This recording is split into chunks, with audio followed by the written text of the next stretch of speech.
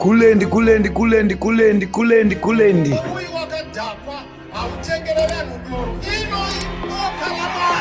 muri yezimbabwe nadzoka ukaona ndaya kudai so ziva kuti ndinenge ndakatakura majoka ende gara maziva kuti mastreets ari kupisa iko zvinezvi. So kana muchinge matona ndaya kudai so chibvai maziva kuti mahedheni muchabhilivha because nyaya dzacho kwadzakuenda ukauko aiwa ndokwana Jona kuNinevha kuya tine nyaya dzakawanda dzatiri kunzwa so far dziri kutenderera mastreets umo dzinova nyaya dziri kutemesa vanhu vakawanda musoro vari kuta kuvhiringika kuti chii chiri kumbonyatsoitika because pari kunzi Chiwenga's confrontation of ED was at Statehouse privately before Mnangagwa stepped out of the Statehouse.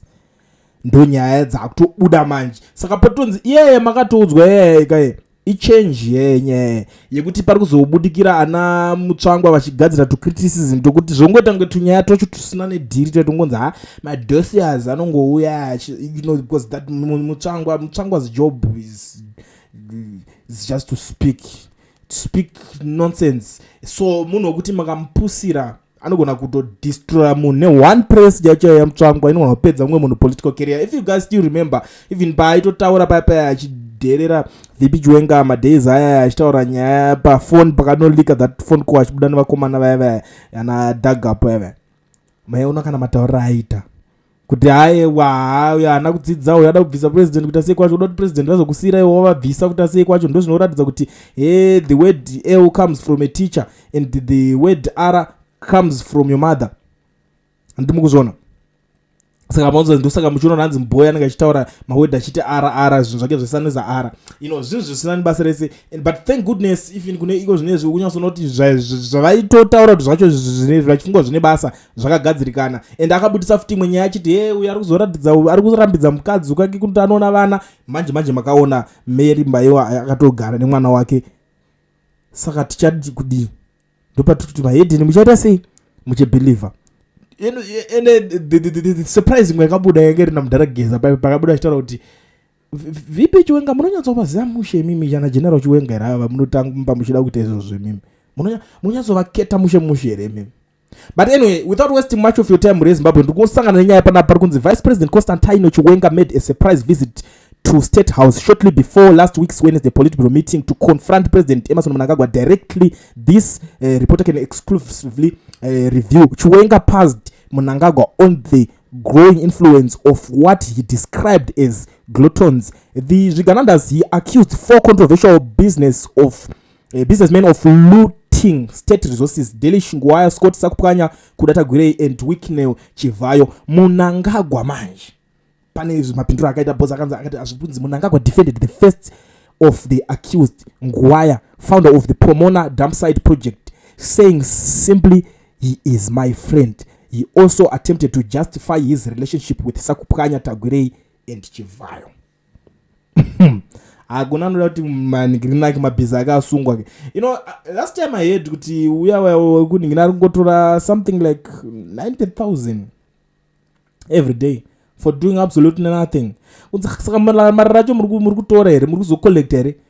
Hapana marara mboni kwachitakuro. Saka uzonzai kuti kuzogadzira project yakadai so vakuzodai so kanzorito force kwa wabhadhara mari vanhu by thunder by fire. He said that they want it or not vanongonzi vanovabhadhara. The funny thing chinoitika pane kanzuru, if you guys still remember kumashuro kanzuru yaitombotisvika nguva yekuti yaitokwereta vanhu mari zvokuti yaitotadzana kubhadhara vanhu mari dzavo in time. Vanoshanda kukanzuru vanokwanisa kurelata nenyaya iyoyi. Vaitotadza kutobhadhara mari on top of that yotowedzerwa umwe mutoro kunzi zvoni makufanira kubhadhara umwe munhu futi on top of that. Up to now kanzuru yacho ngatiendei kumagetos timbonotsvaga kumageto kunoti marara acho akunyatsotakurwa rezvezvi. Kune mamwe marodzi ekuti akagadzirwa nekanzuru kudhara havachisina kana basa nekumbotera vachiripeyawo. Zuro ndizuro ndakashamisika ndichivaona vari mutown video yaitenderera on social media vachivhara zvavo nemavhu poto pandikirina vachitoyadira mavhu. Imagine, because maresources zvikura anenge akataka kuleka kakuda sei, even though vari vanhu zvokuti vanotora mari vachiita sei zvese zvezvadzimwe nyayawo zvadzo dzedze. Saka ndo semugai uyo ari kubudikira achinzi ari kuita sei ari kudefendwa.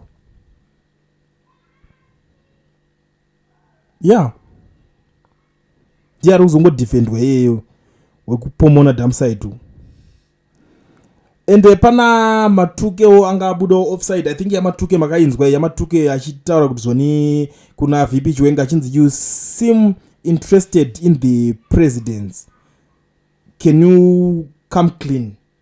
Ndo matuke zvaitaura kuti ayo mutotanga muda kupinda pa azvina kushata. I always tell you guys vanhu vese vaya varuzhinji vari kushanda nevachitedzera ZANU-PF vari mashure zvimabhutilika zvina nadhiri zvitori namarombe vazhinji totoda vanhu vakaita sevava kuti vanotoda kutoitawo mapresident. Even tikaita MP wekuti mangwana anoshura kuita president nyika inoita bowa man. Tikaita vanhu vese vekuti vanoziva kuti inini mugore rakadai so I want to become the next president, nyika inoitoita bowa nevanhu vakadaro.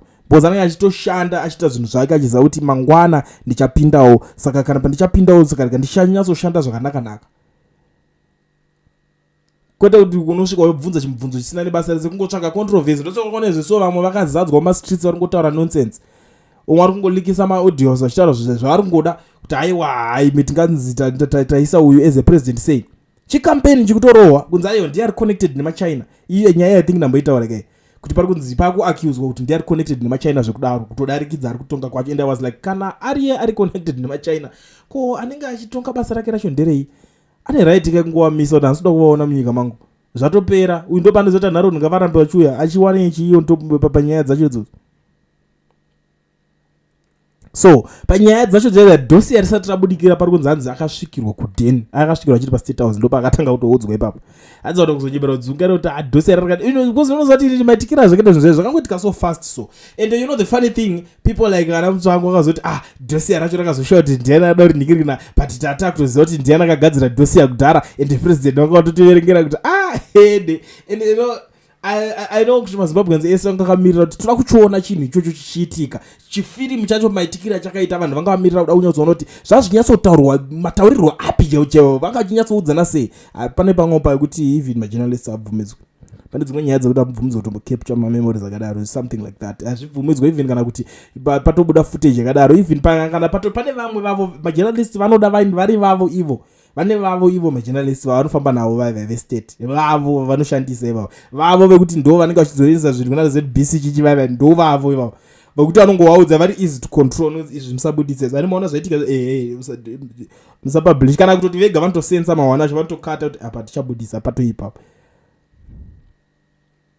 ndo vanenge vachi unofungidzira kuti iwo unofungidzira kuti kuenda type kana kuenda type yangu inei ndonzi footage onzi hanzi kata imwe unongoona yalika kuti kuzvabuda seiko saka ndosaka unonzi autoqualify kutonzi uchisvike panzvimbo kaita seiyo. Amen. Inopera sei nyaya iyi muri Zimbabwe edini hangu kana ndakutonzwa kuti munhu akaita zvekusvikirwa padeni all along ende pananzwa zvinhu izvi ameno zvandirongonzwa inene zo nyaya idzi ndakuswera nyingozinzwa pakusendika ndikutotsvaga izvo kuti vaita nasei futi ende ndatomboswera ndachitosecha even mastreets because ndato interested unyatsoziva manje kuti nhasi saka Mnangagwa adya here adya chii kana adya kwabikwa chikumba kwake nhasi kuti ndato interested now because dzimwe nguva munhu anoda to lose appetite zicheche necho pakateipa. I'm telling you so I was much interested in that kuti nyatsotsvagiridza kuti chii chakuda kunyatsoitika. Ameno pane zvimwe zvavari kutaura hanzi vari kuda kumirira kuita sei kuda vada kukonfrontawo VP Chiwenga manje kuti hanzi iwo ndiuri kushandisa geza saka yakuda kuchibuda chacho zvinenge zvekuti zvinenge zvisinatsorina umboka because vakananga kuti VP Chiwenga ndiye akabheja bhiza rake raakabhejera ndigeza it simply means kuti iyo anenge akuchinongedzerwa futi kuti saka mabhiza ako aya ana matuke kaya mabhiza ako aya ana chinonzani chichimfana face yakaunyana face nenge yakarwa nerata chichidhanya ugaro cheche chine chakutonzi futi inde chako futi kachimfana cheche hatisingataura ana tungwarara vachiri kure nepolitics vanorongota musiko but hapana chavanotaura ndo vanokutoti even mupolitics acho havatorina essay kungouya wachingonzi hanzi presidential advisor what but hapana chekuti ungatombomverenga ipapo haabudikire is a nobody but zvimwe zvese zvingosaka ukangodai so uyu saka apa and unosati one thing that I like vane maanswers zvakaitwa matukezvo zvekuti what you seem to be interested in chakuti in presidents zayo how dare you ukanibvunza bvunzo wakadaro kuti you seem to be interested pakuita sei anotadza nei kutoda ku hayi mimi mukadi mimi vanhu vese mimi vari kufollowa ZANU-PF you think kuti yeye ndiye angazonzi odzingirwa mugabe oitirwa zvese ovhurirwa nzira kubva kwakabva chinhu chaicha kumashure shure ende vamwe vese vasingadewo vaifirei vanoti takazviitirei saka vanenge vachitodawo come on now vanenge vachitoda